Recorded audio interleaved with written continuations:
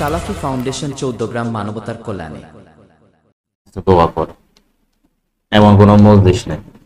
আমরা কত মজলিসে হাজির হই, কেউ রাজনৈতিক প্যান্ডেলে, কেউ দুনিয়ার মজলিসে, কেউ বা আড্ডার মজলিসে, আবার কেউ বা এমনি কিছু লোক একসাথে হয়ে গল্প গুজব করতেছে। আবার দুনিয়ার শিক্ষার যে মজলিস সেখানেও তার জন্য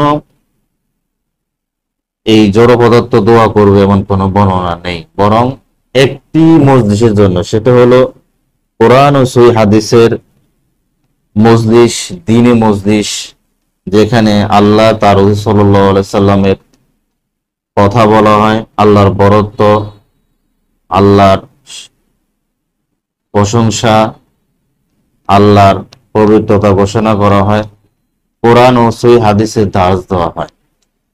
সেই দার্সে যারা উপস্থিত হবে তাদের জন্য হাত্তা নামলাতা ফি জুহুরিহা, তাদের জন্য গর্তের পিপিলিকা দোয়া করে যে আল্লাহ তাকে ক্ষমা করে দাও, তার উপর রহম করো।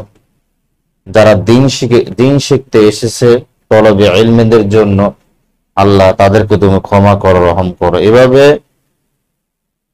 এই গর্তের পিপিলিকাও তাদের জন্য দোয়া করো।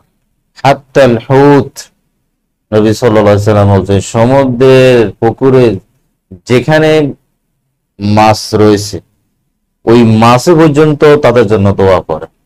আহলাস সামাওয়াতি ওয়াল আরদ, আসমানে যা কিছু রয়েছে সবকিছু, ফেরেশতা সহ সবকিছু যারা দ্বীনি মজলিসে উপস্থিত হয় তাদের জন্য দোয়া করে, আল্লাহ তাদেরকে ক্ষমা করো, তাদেরকে রহম করো।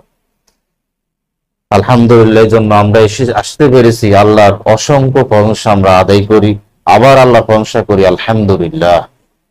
কারণ এই সৌভাগ্য আল্লাহ সুবহানাহু ওয়া তাআলা আমাদেরকে দিয়েছেন, আমাদেরকে আসার বসার সুযোগ করে দিয়েছেন, কিছু শোনার ও বলার আল্লাহ সুবহানাহু ওয়া তাআলা আমাদেরকে তৌফিক দিয়েছেন, বলার সুযোগ করে দিয়েছেন।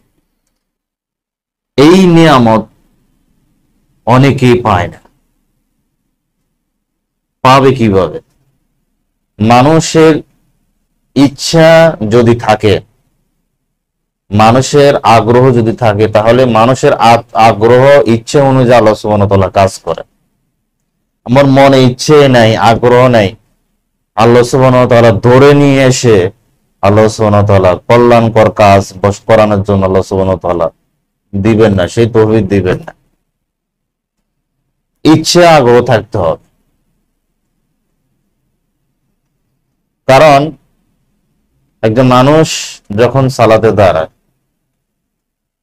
তার চিন্তাধারা যদি দুনিয়ার ব্যস্ততার মধ্যে যদি থাকে, কখন নামাজ পড়বো, কখন মসজিদ থেকে বের হব, কখন সালাত পড়ে পারেক হয়ে যাব, তার চিন্তাধারা দুনিয়াকে ঘিরেই, এমন মানুষ যদি নামাজে দাঁড়ায়, এই নামাজের ভিতরে শয়তান তাকে তার ব্যবসার হিসাব, তার পরিবারের হিসাব, তার সংসারের হিসাব, তার কাজের হিসাব সবগুলো নামাজের মধ্যে নিয়ে আসে। এই জন্য অনেকেই বলে যে নামাজের মধ্যে আমার ওই যে ব্যবসায় কত লস হয়েছে, ব্যবসায় আমাকে ওখানে যেতে হবে, আমাকে আমার পরিবারের কাছে যেতে হবে, পরিবারের জন্য এই খরচটা নিতে হবে, পরিবার আমাকে ফোন করছে, এই জিনিসটা নিতে হবে, সবকিছু নামাজের ভিতরে মনে করে। নবী সাল্লাল্লাহু আলাইহি সাল্লাম বলছেন শয়তান এটা মনে করে, কারণ তার চিন্তাধারা এরকম। এই জন্য স্বপ্ন তিন ধরনের হয়। এক ধরনের স্বপ্ন হলো মানুষ যেটা দিনে কল্পনা করে, চিন্তা ভাবনা করে মনের ভিতরে, সেটা ঘুমের ভিতরে শয়তান নিয়ে আসে। ঘুমের ভিতরে শয়তান না, এমনি ঘুমের ভিতরে এটা স্বপ্নে চলে আসে, আল্লাহর পক্ষ থেকে আসে, শয়তানের পক্ষ থেকে আসে। আর মানুষ যেটা চিন্তা ভাবনা করে সেটা ঘুমের ভিতরে সে স্বপ্ন দেখে।